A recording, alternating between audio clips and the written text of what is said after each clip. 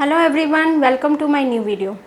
Guys, आज हमारा topic है फ्यूचर परफेक्ट टेंस। इससे पहले गाइस मैंने फ्यूचर कॉन्टिन्यूस कराया एंड फ्यूचर इंडेफिनिट कराया एंड प्रेजेंट एंड पास्ट हम लास्ट वीडियोस में कर चुके हैं, लेकिन आज का टॉपिक है फ्यूचर परफेक्ट टेंस। देखिए, फ्यूचर परफेक्ट टेंस क्या होता है। फ्यूचर फिनिश्ड एक्शन मतलब कुछ काम जो फिनिश हो चुका होगा, काम कुछ जो कर चुके होंगे या कुछ काम जो कर लिया होगा। ठीक है, कुछ काम जो हम कर चुके होंगे। देखिए, मैंने पहचान में लिख दिया है, इसके आइडेंटिफिकेशन में कुछ काम जो कर चुके होंगे या कुछ काम जो कर लिया होगा। जैसे वह आ चुका होगा या वह आ गया होगा। हमें कंफ्यूज नहीं होना है इस जगह कि भाई हम ये कई बच्चे मान के चलते हैं कि चुका होगा, चुकी होगी, चुके होंगे आएगा तो फ्यूचर परफेक्ट टेंस है, लेकिन या होगा, ई होगी, ये आते ही वो कंफ्यूज हो जाते हैं कि अब ये कौन सा टेंस है, किस तरीके से बनेगा। तो गाइज हमें कंफ्यूज नहीं होना है, ये दोनों सेंटेंसेस एक ही सेंस देते हैं। ठीक है, जैसे तुम खाना खा चुके होगे, तुम खाना खा चुके होगे या तुमने खाना खा लिया होगा, दोनों सेंटेंसेस की एक ही ट्रांसलेशन बनेगी। कंफ्यूज नहीं होना है। बहुत बहुत ज़्यादा बच्चे कंफ्यूज रहते हैं इसमें कि चुका होगा आ जाता है उन्हें समझ, लेकिन या होगा, ई होगी, आ होगा या ये होंगे आता है सेंटेंस के लास्ट में, तो वो सेंटेंस गलत कर देते हैं। ठीक है, चलिए स्टार्ट करते हैं। फ्यूचर परफेक्ट टेंस, कुछ काम जो कर चुके होंगे या कुछ काम जो कर लिया होगा। पहचान होगी गाइस इसमें, सेंटेंस के लास्ट में, वाक्य के अंत में चुका होगा, चुकी होगी, चुके होंगे या फिर या होगा, ई होगी, ये होंगे, आ होगा। जैसे वह आ चुकी होगी, वह आ गई होगी। तुम खाना खा चुके होगे, तुमने खाना खा लिया होगा। तुम क्लास ले चुके होगे, तुमने क्लास ले ली होगी। बारिश हो चुकी होगी, बारिश हो गई होगी। ठीक है, वो मोबाइल बुक कर चुका होगा, उसने मोबाइल बुक कर लिया होगा। ठीक है, वह सेंटेंसेस बना चुकी होगी, उसने सेंटेंसेस बना लिए होंगे। तो जो भी ये हमारे सेंटेंसेस होंगे वो होंगे हमारे फ्यूचर परफेक्ट टेंस के। गाइस, जो इसमें हेल्पिंग वर्ब होती है वो होती है will have use. Shall have का यूज़ अब बिल्कुल बंद हो चुका है, शैल हैव नहीं करना है, लेकिन हम विल हैव का करेंगे use. Will have and verb की हमारी थर्ड फॉर्म यूज़ होती है। क्लियर, वर्ब की हमारी थर्ड फॉर्म यूज़ होती है। सेंटेंस स्ट्रक्चर बनेगा इसका सब्जेक्ट देन विल या विल देन हैव। इसको हमें अलग करके लिखना है ताकि हमारे जो नेगेटिव और इंटेरोगेटिव सेंटेंसेस गलत ना बने। ठीक है, तो हम स्टार्टिंग से ही इसको अलग करके लिखेंगे। Subject then will have then V3 then object. ठीक है, subject will plus have plus V3 then object. ठीक है, शैल हैव का हमें यूज़ नहीं करना है। चलिए इसके कुछ सेंटेंसेस प्रैक्टिस करते हैं और देखते हैं कैसे सेंटेंसेस बनेंगे और कहाँ पर क्या क्या यूज़ होगा। ठीक है, चलिए गाइज अब करते हैं इसके कुछ सेंटेंसेस की प्रैक्टिस। अफर्मेटिव सेंटेंस स्ट्रक्चर मैंने लिख दिया है। अफर्मेटिव वही सेंटेंसेस होते हैं जिसमें नहीं की भी बात नहीं होती और प्रश्न भी नहीं पूछे जाते, क्वेश्चन भी नहीं पूछा जाता है, सिंपल सेंटेंसेस होते हैं। ठीक है, सकारात्मक वाक्य कहते हैं उनको। ठीक है, तो उसका जो सेंटेंस स्ट्रक्चर बनेगा subject then will have, will plus have then V3 then object. Clear, जैसे बारिश हो चुकी होगी, बारिश हो चुकी होगी तो कोई सब्जेक्ट नहीं है तो सब्जेक्ट हमें इट लेना पड़ेगा। जैसे it will have rained, it will have rained. उसने नए जूते खरीदे होंगे, ए होंगे, चुका होगा, तो सेम टेंस है गाइस, कंफ्यूज नहीं होना है। मैं बार बार एक ही चीज़ रिपीट कर रही हूँ क्योंकि ये चीज़ें अक्सर हम फेस करते हैं और बच्चे गलत करते हैं सेंटेंसेस। तो अगर आपको ग्रामर आती है गाइस तो आप इंग्लिश में सब कुछ सीख सकते हैं। अगर आपको टेंस आती है, टेंस बहुत इंपॉर्टेंट है कोई भी ग्रामर का टॉपिक सीखने के लिए। तो ग्रामर हमारे लिए जायज़ है कि भाई अगर हमें ग्रामर आती है तो हम उसमें बहुत सारे सब्जेक्ट्स कवर कर सकते हैं, साइंस भी, मैथ्स भी, SST भी और इंग्लिश तो है ही। क्लियर, उसने नए जूते खरीदे होंगे, ही और शी कोई भी हो सकता है, ही और she will have bought new shoes. Geeta गाना गा चुकी होगी, Geeta will have sang a song. वे स्टेशन पहुंच चुके होंगे. They will have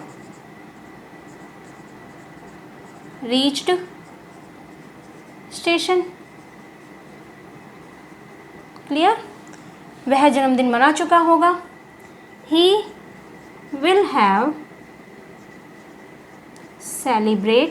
celebrated birthday.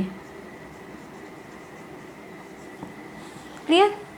अगर गाइज आप ये सोच रहे होंगे मैंने विल हैव को अलग करके क्यों लिखा है, उसका रीज़न ये है क्योंकि हमें इसमें नॉट यूज़ करना है.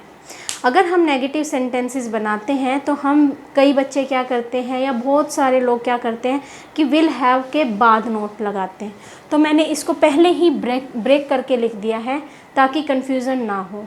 जैसे अगर हम इसका नेगेटिव सेंटेंस बनाएंगे तो यहाँ पर हमें इसमें subject then will plus not then have, इसीलिए मैंने स्टार्टिंग से ही इसको अलग करके लिखा है ताकि हम बीच में नॉट का यूज़ कर सकें. जब हम विल हैव यूज़ कर लेते हैं एक साथ तो नॉट बच्चे ज़्यादातर बाद में लगाते हैं. ठीक है. Subject then will plus not plus have then V3 then object, ये वाला सेंटेंस स्ट्रक्चर बनेगा. ठीक है. तो हमें नॉट यहाँ पर यूज़ करना है, ना कि इन दोनों के बाद. ठीक है. इन दोनों के बाद नहीं, यहाँ पर यूज़ करना है. ठीक है. जैसे अगर हम इन्हीं सेंटेंसेस में बनाएं सेंटेंसेस, जैसे बारिश नहीं हो चुकी होगी तो it will not have rained. उसने नए जूते नहीं खरीदे होंगे. ही और शी विल नॉट, यहाँ पर नॉट आ जाएगा. ही और she will not have bought new shoes. Geeta गाना नहीं गा चुकी होगी. गीता विल नॉट हैव, यहाँ पर not have sang a song. वे स्टेशन नहीं पहुँच चुके होंगे तो दे विल नॉट, यहाँ पर not then have reach station. वह जन्मदिन नहीं मना चुका होगा. ही विल नॉट, यहाँ पर नॉट. तो हमें विल के बाद यूज़ करना है नॉट, ना कि हैव के बाद. ये बात बहुत याद रखने की ज़रूरत है कि नॉट का यूज़ हमारा विल के बाद होगा, ना कि हैव के बाद. चलिए अब करते हैं इसका इंटेरोगेटिव सेंटेंस स्ट्रक्चर. चलिए गाइज अब करते हैं इसका इंटेरोगेटिव सेंटेंस स्ट्रक्चर और उसके सेंटेंसेस कैसे बनते हैं वो करते हैं. इंटेरोगेटिव सेंटेंस स्ट्रक्चर गाइज मैंने अपने हर एक वीडियो में बताया है कि जो हमारे इंटेरोगेटिव सेंटेंस होते हैं वो क्या से शुरू होते हैं और क्वेश्चन मार्क पे फिनिश होते हैं, और हर क्या का मतलब व्हाट नहीं होता. अगर आपने मेरी वीडियो देखी होगी तो आपको अच्छी तरह पता होगा कि इसमें क्या का मतलब व्हाट नहीं होता. जो क्या होते हैं मतलब उसमें हमें रीज़न बताना पड़ता है कि आप क्या पढ़ रहे हो, आप क्या पढ़ते हो, क्या आपने क्या खाया है, तो उसमें हमें क्या का रीज़न देना होता है. लेकिन जो हमारे टेंसेस में क्या का पूछा जाता है तो वो हमारे जो क्या है वो हमारे हेल्पिंग वर्ब को शो करते हैं, तो उसकी क्या की जगह हमारे हेल्पिंग वर्ब यूज़ होते हैं. Clear guys. तो इसमें जो हमें क्या का आंसर देना होता है वो देना होता है हमें येस और नो में. लेकिन जो हमारे व्हाट के क्वेश्चन होते हैं वो होते हैं हमारे रीज़न बताने में कि आप क्या पढ़ रहे हो, क्या आप पढ़ रहे हो, आप क्या पढ़ रहे हो. दोनों सेंटेंसेस में डिफरेंस है. तो बच्चे क्या करते हैं, इस क्या को देखकर व्हाट लिख देते हैं जो ग्रामेटिकली गलत है. ठीक है. तो हमें ये समझना होगा कि सेंटेंस में पूछा क्या जा रहा है. ठीक है. तो आगे करते हैं गाइज. इसका सेंटेंस स्ट्रक्चर जो बनेगा will then subject then have. मैंने आपको स्टार्टिंग से ही ये और विल और हैव अलग लिखवाया था ताकि हमारे इंटेरोगेटिव सेंटेंस भी हमारे बिल्कुल करेक्ट बने. Will then subject then have then V3 then object, last में क्वेश्चन मार्क. क्या वे स्कूल जा चुके होंगे. Will they have gone to school. क्या तन्मय पाठ याद कर चुका होगा. Will Tanmay have learned lesson. क्या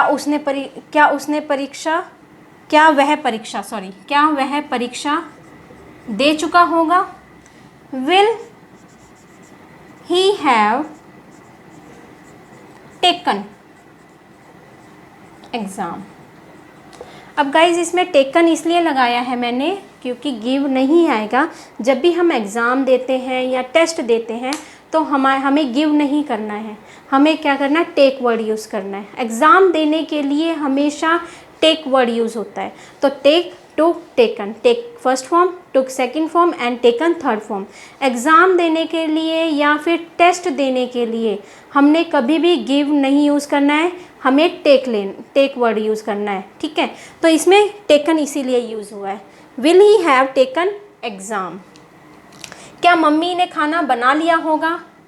will mother have made food. Clear.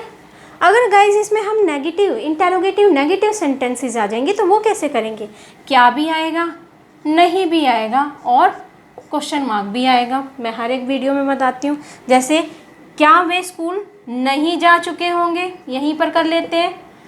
तो विल दे नॉट हैव, यहाँ पर नॉट आ जाएगा, will they not have gone to school. क्या तन्मय पाठ याद नहीं कर चुका होगा, कि will Tanmay not have. Guys यहाँ पर हमें थर्ड नंबर हमेशा काउंट करना, 1 2 3, थर्ड नंबर पे हमेशा नोट आएगा।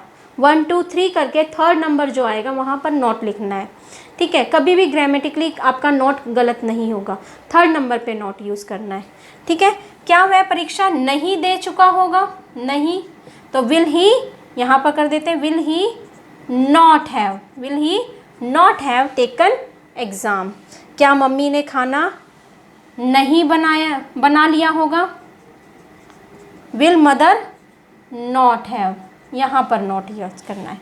विल मदर, यहाँ पर मैं ठीक से लिख देती हूँ, विल मदर नॉट हैव, ठीक है, will mother not have made food. चलिए गाइज, आई होप कि आपको ये टेंस समझ आया होगा और मैंने बहुत ही ईजी तरीके से आपको ये समझाने की कोशिश की है। चलिए गाइज, मैं आपसे नेक्स्ट वीडियो में फिर मिलती हूँ। Till then bye and take care.